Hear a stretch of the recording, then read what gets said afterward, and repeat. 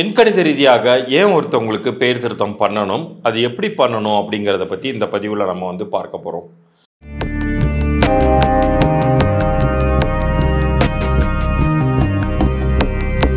ரகசிய உண்மைகள் நேயர்களுக்கு எண்ணியல் நிபுணர் சதீஷ் ராவின் வணக்கங்கள்.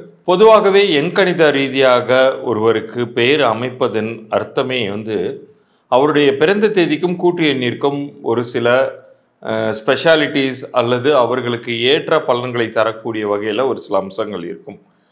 அந்த அடிப்படையில் அவருக்கான பெயரும் அமையும் பொழுது அவருக்கு எப்படிப்பட்ட கிரக சூழ்நிலைகள் இருந்தாலும், இப்போ பார்த்தீங்கன்னா சனி பெயர்ச்சிங்கிறோம், குரு பெயர்ச்சிங்கிறோம், ஒரு சில ராசிகளுக்கு ஒத்து வருது, ஒரு சில மனிதர்களுக்கு அது டைம் சரியில்லாமல் போயிடுது. அந்தந்த பெயர்ச்சி காலகட்டங்கள்லேயே இவ்வளோ மாற்றங்கள் இருக்கும் பொழுது ஒவ்வொருவருடைய அடிப்படை ஜாதகத்திலையும் சில நேரங்கள் பார்த்தீங்கன்னா ரொம்ப சோதனைக்குரிய காலங்கள்லாம் இருக்கும். அந்த மாதிரி சமயங்களில் கூட அந்த சோதனைகளை நீங்கள் எளிதாக கடப்பதற்கும் மேற்கொண்டு உங்களுக்கு வேணுங்கிற அனுகூலங்களை ஏற்படுத்தி கொள்வதற்கும் ஒரு அதிர்ஷ்டகரமான பெயர் அமைவதுங்கிறது ரொம்ப ரொம்ப முக்கியங்க. அதையும் நம்ம எந்த அடிப்படையில் அமைச்சு தரோம் அப்படின்னு சொல்லி பார்த்தீங்கன்னா, ஒன்ஸ் அகைன் இது கிரகங்களின் அடிப்படையில் தான் வரும். ஏன்னா எண்கணித ரீதியாகவும் நம்ம ஒவ்வொரு எண்களுக்கும் ஒவ்வொரு கிரகங்களை கொடுத்துருக்கோம். இப்போ 1ன்னு எடுத்துக்கிட்டிங்கன்னா அது சூரியன். ஸோ யாரெல்லாம் 1, 10, 19, 28 தேதிகளில் பிறந்திருக்காங்களோ அவங்களாம் சூரியனுடைய ஆதிக்கத்தில் வருவாங்க. அதே போல் 2ன்னு எடுத்துக்கிட்டிங்கன்னா சந்திரன், 3 குரு, 4 ராகு, 5 புதன், 6 சுக்கிரன், 7 கேது, 8 சனி, 9 செவ்வாய். இந்த மாதிரி ஒவ்வொரு எண்களுக்குமே தேதிகளுக்குமே கிரகங்களை அசைன் பண்ணியிருக்கோம். ஸோ அந்தந்த கிரகங்களுக்குரிய அதிர்ஷ்டகரமான பெயர் அமைவதுங்கிறது ரொம்ப ரொம்ப முக்கியம். ஏன்னா உங்களுடைய ஜாதக சூழ்நிலைப்படி உங்களுக்கு தற்போது நடந்து கொண்டிருக்கக்கூடிய தசாபுத்தி காலங்கள் சரியில்லாத போனால் கூட உங்களுடைய பெயர் நன்றாக இருக்கிற பட்சத்தில் நிச்சயம் அது ஒரு பெரிய ஒரு ரிலீஃப் உங்களுக்கு கொடுக்கும். சரி, இதனால் விதியை 100% மாற்றிட முடியுமா அப்படின்னு சொல்லி கேட்டால், விதியை 100% மாற்றுவது அப்படிங்கிறது யாராலையும் முடியாது தான். ஆனால் எண்கணித ரீதியான பெயருங்கிறது என்ன பண்ணணும்னு கேட்டிங்கன்னா, இப்போ உங்களுக்கு இன்னைக்கு மழை பயங்கரமாக பெய்ய போகுது, இன்னைக்கு மழை நேரத்தில் நம்ம வெளியில் போகிறோம் அப்படிங்கும்போது அந்த மழையில் நம்ம முழுமையாக நனைய போகிறோம் அப்படிங்கிற பட்சத்தில் நம்ம கையில் ஒரு கொடையை கொடுத்தா அப்படி இருக்கும். நம்ம மட்டும் அதுலேருந்து பாதுகாப்பாக நம்ம போய் சேர வேண்டிய இடத்திற்கு அந்த கொடையை எடுத்துக்கொண்டு போயிடுறோம் இல்லையா, அல்லது ஒரு ரெயின் கோட் மாட்டிக்கொண்டு நம்மளால் போயிட முடியுது இல்லையா. அது மாதிரி உங்களை காப்பாற்றி தருவதற்கான ஒரு டூலாக, ஒரு கருவியாக இந்த எண்கணித பெயர் அப்படிங்கிறது கண்டிப்பாக செயல்படும். இதில் குறிப்பாக ஒரு விஷயம் என்னன்னு கேட்டிங்கன்னா, நிறைய நிபுணர்கள் எண்கணித ரீதியாக பெயர் திருத்தம் பண்ணுறேன் அப்படின்னு சொல்லிட்டு ஒரு சில நேரங்களில் அனுபவம் இல்லாத தன்மையினால் தவறான பெயர் எண்களை கொடுத்து விடுவதற்கும் சாத்தியக்கூறுகள் இருக்குது. அப்படி கொடுத்து விடும் பொழுது அது என்ன ஆகும்னு கேட்டிங்கன்னா, சாதகங்களை உருவாக்குவதற்கு பதில் ஒரு சில நேரங்களில் பாதகங்களை கூட உண்டு பண்ணிடும். ஆனால் இதை பிறந்த தேதி, பிறந்த தேதியின் கூட்டு எண், மற்றபடி அவர்களுக்கு அமைந்திருக்கக்கூடிய பிறந்த நேர கிரக நிலைகளின்படி ஆராய்ச்சி பண்ணி ஒரு பெயரை நம்ம கொடுக்கும் பொழுது அது சக்ஸஸ்க்கான பாசிபிலிட்டிஸை தான் அதிகப்படுத்தி தரும். அதே போல் உங்களுடைய காலில் ஒரு கடப்பாரையே உழுவணுங்கிற ஒரு விதி அமைப்பு இருந்தால் கூட அது ஒரு குண்டூசிதவும் உழுவுற அளவுக்கு அது பெரிய அளவுக்கு உங்களை காப்பாற்றி விடும். ஒரு காலில் கடப்பாறை விழுவுறதுக்கும் குண்டூசி விழுவுறதுக்கும் எவ்வளோ பெரிய வித்தியாசம் இருக்குது. விதி மாற்றம்ங்கிறது அந்த மாதிரி நடக்கும். காலில் ஒரு உபகரணம் உங்களுக்கு உழுவணும், ஏதோ ஒரு சின்ன பிரச்சனை வரணும் அப்படின்னு இருக்குன்னு வைங்க, அது ஒரு பெரிய ஒரு சிக்கல்களில் இருந்து தலைக்கு வந்தது தலைப்பாகையோட போச்சுன்னு சொல்கிறாங்க இல்லையா, அந்த அளவில் இது உங்களை கண்டிப்பாக காப்பாற்றி விடும். ஆனால் இதற்குமே உண்மையிலேயே சொல்கிறேன், உங்களுடைய குலதெய்வத்தினுடைய அருளும் நீங்கள் வணங்கக்கூடிய இஷ்ட தெய்வத்தினுடைய அருளும் இருந்தால்தான் இது கூட உங்களுக்கு கிடைக்கும்.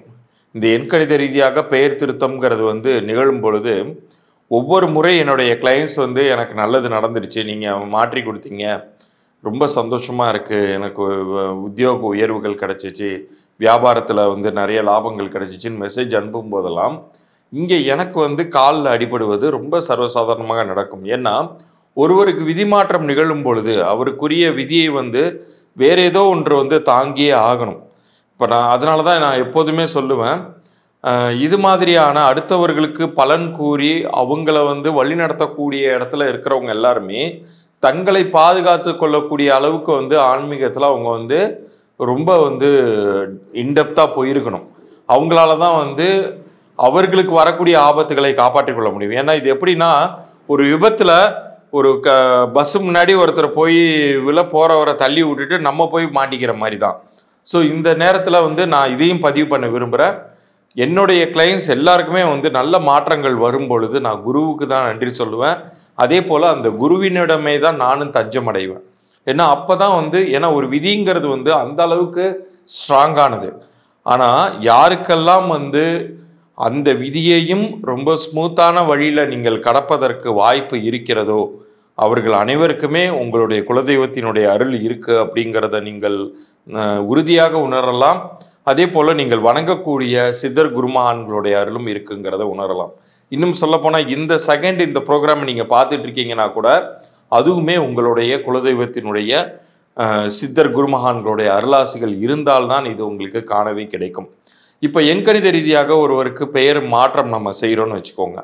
அப்படி பெயர் மாற்றம் செய்யும்போது நான் ஏற்கனவே சொன்னால் ஒருவருடைய பிறந்த தேதியின் கூட்டியன், பிறப்பு நேர கிரக நிலைகள் எல்லாத்தையும் ஆராய்ச்சி பண்ணி தான் பண்ணணும் அப்படின்னு நம்ம சொல்கிறேன். இப்போ வந்து ஒரு மனிதனுடைய ஃப்யூச்சரை நம்ம டீகோட் பண்ணும்போது எப்படி அவருக்கு என்ன வழியில் அவர் லைஃப் போக போகுதுங்கிறத பார்க்கும் பொழுது ஜாதக ரீதியாகவும் பார்க்கலாம், கைரேக ரீதியாகவும் பார்க்கலாம் இல்லையா? இப்போ கைரேக ரீதியாக ஒரு சில பேருக்கு வந்து இந்த காலகட்டத்தில் உங்களுக்கு விபத்துகள் இருக்குது அப்படிங்கிற மாதிரி காண்பிக்குதுன்னு வைங்க. எண்கணித ரீதியாக ஒருவருக்கு பெயர் திருத்தம் பண்ணி அவரை ஒரு குறிப்பிட்ட காலம் வரைக்கும் எழுதிட்டு வர சொல்லுவோம். அப்படி எழுதிட்டு வரும் பொழுது இந்த கை ரேகைகளே மாறும். அந்த அளவுக்கு வந்து அதற்கு சக்தி உண்டு. இதை வந்து அந்த காலத்தில் வந்து முறையாக நம்மளுடைய அரசர்கள் வந்து இந்த கலையை உணர்ந்து கொண்டு தங்களுக்கு மட்டுமே பயன்படுத்தி கொண்டார்கள். தங்களுடைய வாரிசுகளுக்கு மட்டுமே பயன்படுத்தி கொண்டார்கள். அந்த அளவுக்கு வந்து இது வந்து உயர்குடி மக்களுக்கு மட்டுமே, அதாவது அந்த காலத்தில் சொல்கிறேன், இப்போ இந்த காலத்தில் உள்ள ஜாதி வாரியாக நான் சொல்லலாம். அந்த காலத்தில் பார்த்தீங்கன்னா அரசர்கள், மந்திரி பிரதானிகள், அந்த ராஜ குடும்பத்தை சேர்ந்தவர்களுக்கு மட்டுமே வந்து பயன்படும்னு இருந்தது. இன்னைக்கு இறைவனுடைய அருளால், இன்னைக்கு வந்து சித்தர் குருமான்களுடைய அருளால் சக மனிதர்களுக்கும் எல்லாருக்குமே போய் சேரக்கூடிய வகையில் வந்து இது கிடைச்சிருக்கு அப்படிங்கிறது மிகப்பெரிய விஷயம். அதே மாதிரி இதை வந்து முறையாக ஒரு குருவினிடம் இருந்து கற்றுக்கொண்ட ஒருத்தர் வந்து உங்களுக்கு பெயர் திருத்தம் செய்து வைக்கிறாருங்கும் பொழுது இப்போ நான் சொன்னேன் இல்லையா, அந்த மாற்றங்கள்ங்கிறது உறுதியாக கிடைக்கும். இது வந்து பிறந்த குழந்தைகளுக்கு ஒரு வேளை அமையுதுன்னு வைங்க, அதை விட சிறப்பு வேறு எதுவுமே கிடையாதுங்க.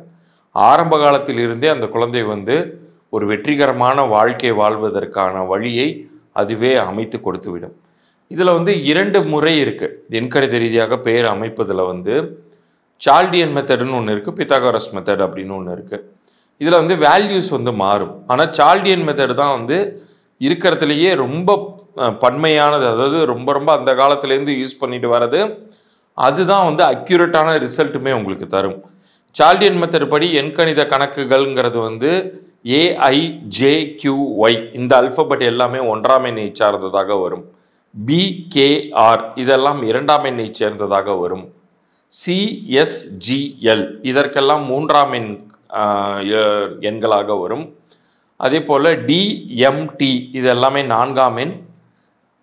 EHNX இதெல்லாம் 5ஆம் எண். UVW இதெல்லாம் 6ஆம் எண். OZ இது வந்து 7ஆம் எண். PF இது வந்து 8ஆம் எண். ஸோ எல்லாமே ஆங்கில எழுத்துக்களின் அடிப்படையில் தான் நம்ம எண்கணித ரீதியாக பெயர் அமைக்க போகிறோம். இப்போ நான் சொன்ன இந்த எழுத்துக்களை வந்து வரிசைப்படுத்தி உங்களுக்கு பொருந்தக்கூடிய அமைப்பில் அந்த எண்களை வந்து நம்ம உருவாக்கும் பொழுது உங்களுக்கு சக்தி வாய்ந்த கிரகம் எதுவோ அது பலன் தரக்கூடிய வகையில் உங்களுடைய பெயரை அமைத்து கொடுத்து ஒரு குறிப்பிட்ட காலம் வரைக்கும் அந்த பெயரை எழுதிட்டு வர சொல்லி அதுக்கான இன்ஸ்ட்ரக்ஷன்லாம் நான் தெளிவாக கொடுத்துருவேன். அந்த இன்ஸ்ட்ரக்ஷன் படி நீங்கள் செய்துட்டு வரும் பொழுது மாபெரும் வெற்றிகளை நீங்கள் எதிர்பார்க்கலாம். இப்போ வந்து உங்களுக்கு 7.5 சனி நடக்குதா, ஜென்ம சனி நடக்குதா, அஷ்டம சனி நடக்குதா அப்படிங்கிறத பற்றியெல்லாம் நீங்கள் கவலையே பட வேண்டாம். நிறைய பேர்களுக்கு வந்து இந்த காலகட்டத்தில் வியாபார ரீதியாக நஷ்டங்களை நீங்கள் சந்தித்திருக்கலாம். நிறைய மனிதர்கள் வந்து பொருளாதார இழப்புகள், வேலை இழப்புகள் கூட நீங்கள் பார்த்துருக்கலாம். ஆனால் ஒரு பெயர் திருத்தம் நிகழ்ந்து அதை நீங்கள் எழுதிட்டு வரும் பொழுது அந்த இடத்தில் உங்களுக்கு நிறைய ஃபேவர்ஸ் நடக்கும். நிச்சயம் வந்து இது உங்களுக்கு உறுதுணையாக இருக்கும். அது வியாபாரிகளாக இருந்தாலும் சரி, அது வந்து படிக்கக்கூடிய மாணவர்களாக இருந்தாலும் சரி, உத்தியோகஸ்தர்களாக இருந்தாலும் சரி, அல்லது ஒரு குழந்தை வந்து இப்போ ஸ்கூல் போயிட்டுருக்காங்க, பாடத்தில் வந்து அவ்வளோவா ஃபோக்கஸே பண்ண மாட்டேங்கிறாங்க அப்படின்னு இருக்கக்கூடிய அந்த பசங்களுக்கு கூட வந்து பெயர் திருத்தம் அப்படிங்கிறது பெரிய அளவுக்கு வந்து வெற்றியை தரும். என்னுடைய கிளையண்ட் சமீபத்தில் ஒருத்தவங்க வந்து அவங்களுடைய மகளுக்கு பெயர் திருத்தம் பண்ணும் பொழுது, அவங்க படிப்பில் ஃபோக்கஸ்டே இல்லாமல் இருந்தாங்க. பேர் திருத்தத்திற்கு பிறகு அவங்க ரொம்ப சந்தோஷமாக அந்த பேரண்ட் வந்து ஃபீட்பேக் ஷேர் பண்ணிக்கிட்டாங்க. இப்போ வந்து ரொம்ப நல்லா ஃபோக்கஸ்டாக படித்து அவங்க வந்து அந்த ஸ்கூலில் ரேங்க் ஹோல்டராக வர அளவுக்கு வந்து ஒரு நல்ல ஒரு நிலையில் இருக்காங்க அப்படின்னு. ஸோ அந்த அளவுக்கு வந்து இது வந்து ஒரு பெரிய மாற்றத்தை வந்து கண்டிப்பாக உருவாக்கி தரும். இந்த ப்ரோக்ராமை பார்த்து கொண்டிருக்கக்கூடிய உங்கள் அனைவருக்கும் யாருக்காச்சும் டவுட் இருக்குது, உங்களுடைய பெயர் வந்து உங்கள் பிறந்த தேதிக்கும் கூட்டு எண்ணிற்கும் பொருந்தியிருக்கா அப்படிங்கிற சந்தேகங்கள் இருக்குது அப்படின்னா, உங்களுடைய பிறந்த தேதியையும் உங்களுடைய பெயரையும் எனக்கு அனுப்பிச்சி விடுங்க. மறந்துடாமல் இந்த சேனலை ஸ்க்ரீன்ஷாட் பண்ணி சப்ஸ்கிரைப் பண்ணி லைக் பண்ணி ஸ்க்ரீன்ஷாட் எடுத்து எனக்கு நீங்கள் அதோட உங்களுடைய பிறந்த தேதியும் பெயரையும் அனுப்பும் பொழுது அந்த பெயர் எந்த அளவுக்கு உங்களுக்கு பொருந்தி இருக்கு அல்லது பொருந்தலை, பொருந்தி இருக்குன்னாலும் என்னையை பொறுத்த அளவுக்கு நான் ஜென்யூனாக பொருந்தி இருக்கு, இதை எதுவும் திருத்தம் பண்ண வேண்டாம்னே சொல்லிவிடுவேன். பொருந்தலைனா மட்டும்தான் அதற்குரிய காரணங்களை சொல்லி அது என்ன பண்ணணும், கன்சல்டேஷன் ப்ரொசீஜர் என்னங்கிறத உங்களுக்கு நான் சொல்லி பதிவிடுவேன். அது நீங்கள் இலவசமாகவே பெற்றுக்கொள்ளலாம். பொதுவாகவே வந்து ஒரு டாக்டர்கிட்ட போகிறீங்க, உங்களுக்கு என்ன உடம்புக்குன்னு தெரிந்து கொள்வதற்காக போகும் பொழுதே அந்த ஃபஸ்ட்டு கன்சல்டேஷனுக்கே அவர் ஃபீஸ் போடுவார். இப்போ என்னையை பொறுத்த அளவுக்கு நான் என்ன சொல்கிறேன்னா, உங்களுடைய பெயர் பொருந்திருக்கா பொருந்தலையாங்கிறத வரைக்கும் நான் இலவசமாகவே பார்த்து தரேன். அந்த ஃபீஸ் எதுவுமே நான் சார்ஜ் பண்ண போகிறதில்ல. அப்படி பொருந்தலைனா மட்டும் மேற்கொண்டு நீங்கள் என்ன செய்யலாம்ங்கிறத நீங்கள் என் மூலமாக தெரிந்து கொள்ளலாம். இது வியாபாரிகளுக்குமே பொருந்தும். வியாபார பெயர் உங்களுக்கு வந்து பொருந்திருக்கு பொருந்தலை, லாபங்களை தரலைங்கிற பட்சத்தில் நீங்கள் வந்து என்னிடம் நீங்கள் வந்து உங்கள் வியாபார பெயரையுமே அனுப்பி வைக்கலாம். அந்த வியாபாரத்தை நடத்தக்கூடியவர்களுடைய பிறந்த தேதியோடு அனுப்பணும்.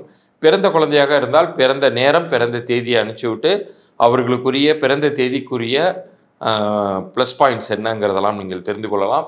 பேரே அமைக்கணும்னா அதற்கான தகவல்களையும் நான் அனுப்பிச்சி விடுவேன். மறந்துடாமல் நம்ம சேனலை சப்ஸ்கிரைப் பண்ணி ஸ்க்ரீன்ஷாட்டோட எனக்கு நீங்கள் உங்களுடைய டீட்டெயில்ஸ் அனுப்பிச்சி விட்டு 3 நாட்களுக்குள்ளார உங்களுக்கான பதிலை நீங்கள் எதிர்பார்க்கலாம். கீழே என்னுடைய வாட்ஸ்அப் எண் இருக்குது, அதற்கு நீங்கள் அனுப்புங்க. தயவுசெய்து கமெண்ட்டில் போடாதீங்க. கமெண்ட்டில் போடும்போது அது அடிக்கடி வந்து என்னால் கவனிக்க முடியறதில்ல, பதில் சொல்ல முடியறதில்ல. டைரெக்டாக வாட்ஸ்அப்கே அனுப்பிச்சி விடுங்க. மீண்டும் ஒரு சுவாரஸ்யமான பதிவில் உங்களை சந்திக்கிறேன். நன்றி, வணக்கம்.